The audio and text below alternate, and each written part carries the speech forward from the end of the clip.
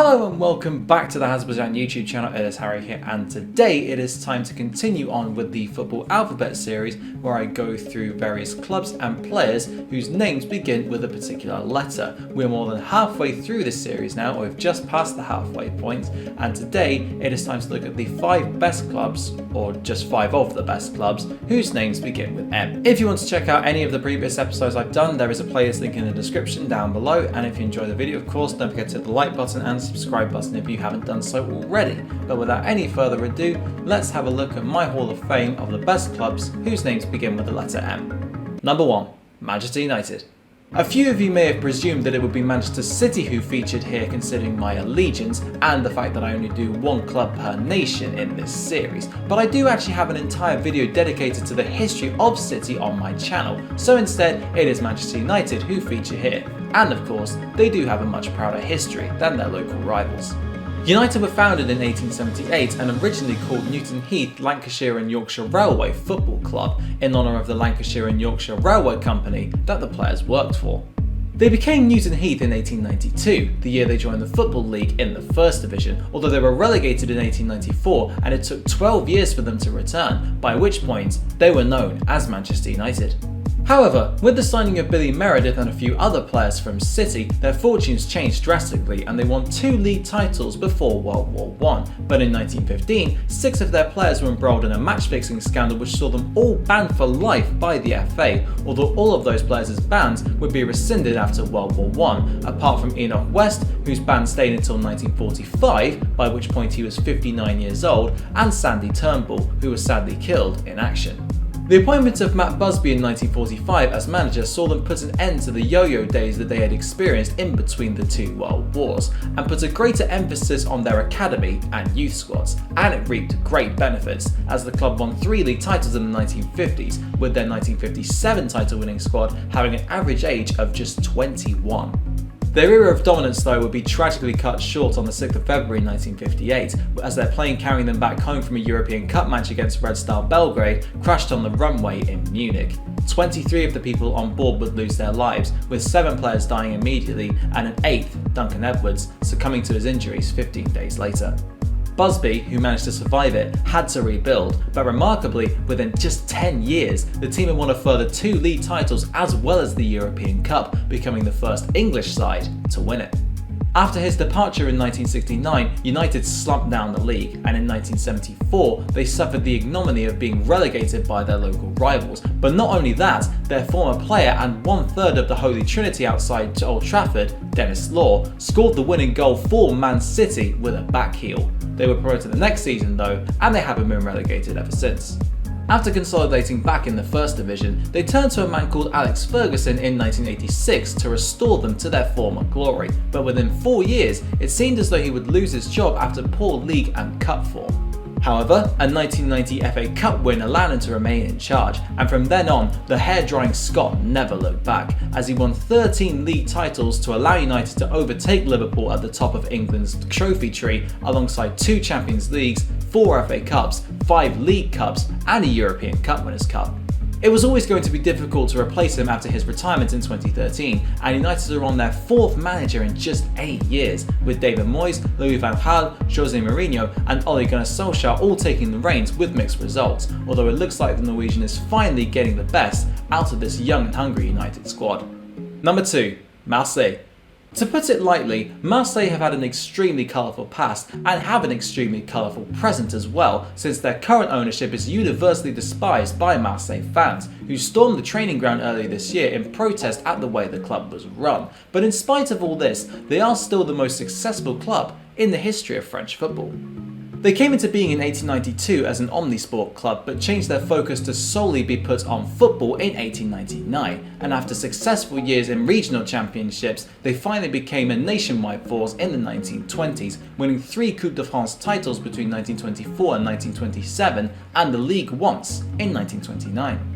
They win a further 2 league titles and 3 Coupe de France trophies over the next 3 decades, but in 1959 they were relegated for the first time in their history, and it was only with the appointment of Marcel Leclerc as club president in 1965 that saw the club experience an upturn in success.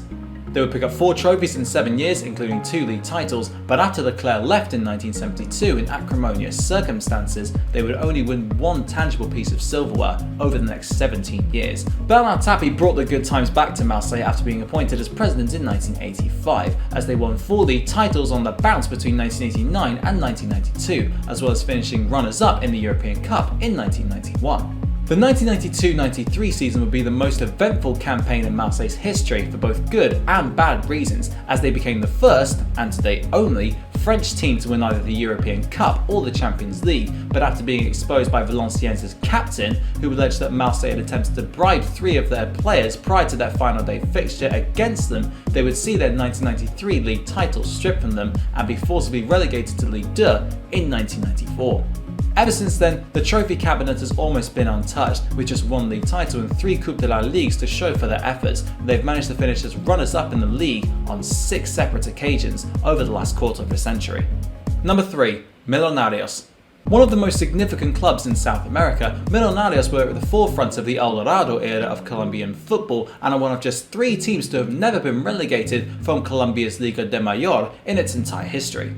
Although the club's origins can be dated back to 1937, when several students from 2 Bogota schools came together to form a football club, their official confirmation as such an entity came 9 years later in 1946, and they gave themselves the nickname Millonarios owing to their lavish spending in the transfer market, which then stuck and became their official club name in the late 1940s.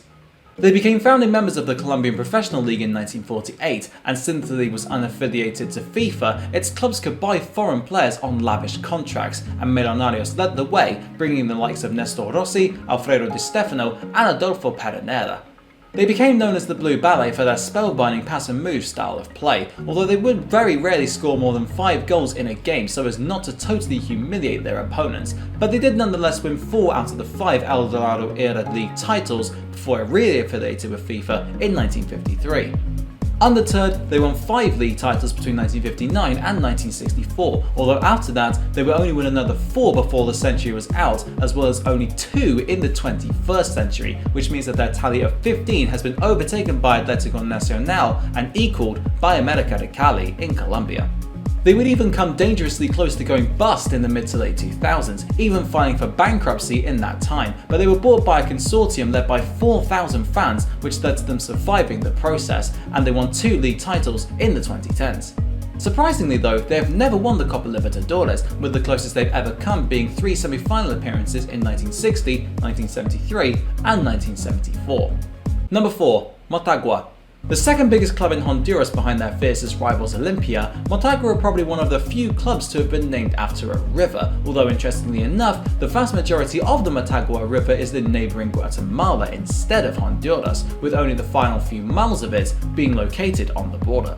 The football club of the same name were founded in 1928, when 3 separate teams, all of whom were on the brink of collapse, decided to come together to create Club Deportivo Motagua, a name which they would keep until 2017, when it was changed to plain old FC Motagua. Like the vast majority of football teams in Honduras, Motagua would remain an amateur side until the mid-1960s, when a professionalised league, the Liga Nacional, was created in 1965. Within 3 years, the club, based in the capital city of Tegucigalpa, won their first league title, and in the 53 years since, they've won a further 16 league trophies, although 13 of their 17 triumphs to date have come after 1990.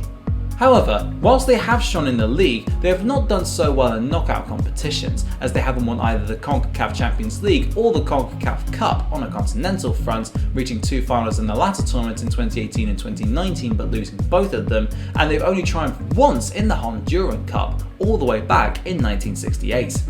A fun tradition that the club employs is that when a new player, especially one from the youth or reserve team, makes their debut, they have to shave their head. I presume that means that David Luiz is going to stay as far away from Matagua as physically possible. Number 5. Melbourne Victory. We have our 4th continent represented in this video by virtue of Melbourne Victory's inclusion, meaning that Europe, North America and South America are joined by either Oceania or Asia, dependent on whether you look at Australia from a geographical or footballing standpoint.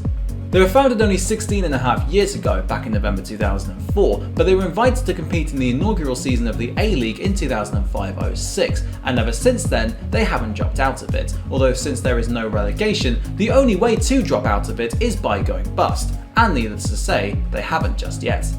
A club who will always hold a special place in my heart after I did a successful Football Manager 2010 career mode with them, they had already won an A-League crown by 2007, following up with another in the 2008-09 campaign and again in the 2014-15 season. The league works differently in Australia though, in that there is a league champion, although the top 6 teams then enter a knockout tournament to determine the overall winners for that season, and every time Victory have finished in first place in the league, they have doubled it up by winning in the grand final. They've won 4 so-called championships, if that makes any sense, with that other triumph coming in 2018 despite finishing 4th in the official league for that season.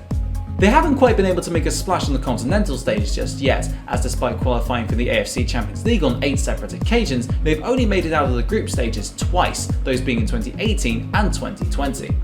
In case some of you were wondering, Melbourne Victory is the club where Steve Keane, the former Blackburn managerial disaster, currently works as an assistant manager, and wisely enough, they haven't let him continue on as interim manager for too long before a lot of damage to their own reputation would be inevitably caused. And that just about wraps up today's video looking at 5 of the best teams whose names begin with the letter M. If you enjoyed it, of course, hit the like button and hit the subscribe button if you have not done so already, and comment down below with who you think might feature in the players video for those best players whose surnames begin with the letter M. Thank you very much for watching, and until next time, I'll see you then.